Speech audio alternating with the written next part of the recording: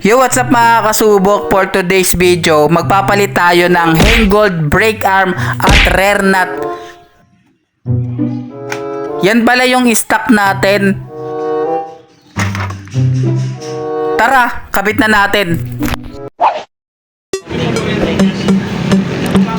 So sobrang bilis baklasin yung nut. Hindi ko na videoan. Binasic lang gamit ang yabe na 24mm. At eto, tinatanggal na yung spring ng brake arm.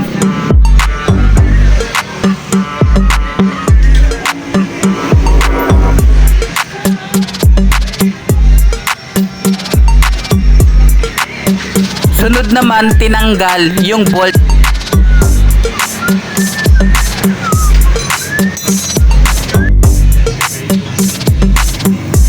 Eto, sinusungkit na siya. Sobrang basic lang talaga to sa kanya.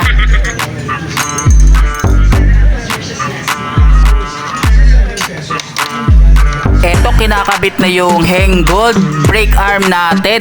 Nabili ko pala to sa Shopee sa halagang 565 pesos.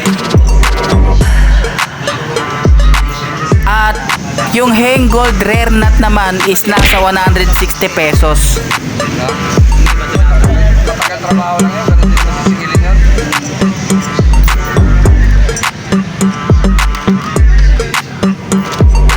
Kasi yung pag-ipit sana pa dito.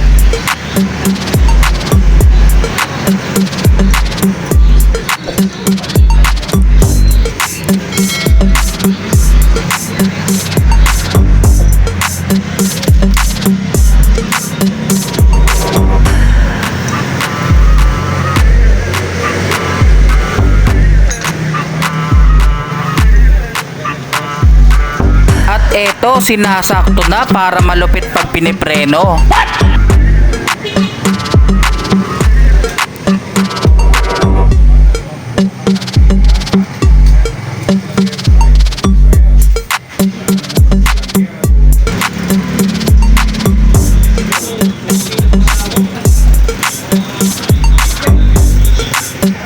Habang kinakabit niya yung bolt, nagkaroon ng problema dahil yung bolt tumatama sa crankcase kapag pinipreno.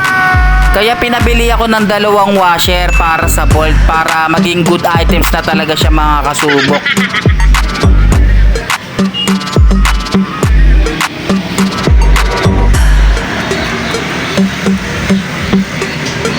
Ayan, tinitest na siya, binibrake na at positive na talaga to. Takte, wala na naman akong video sa pagkabit ng gold rear nut.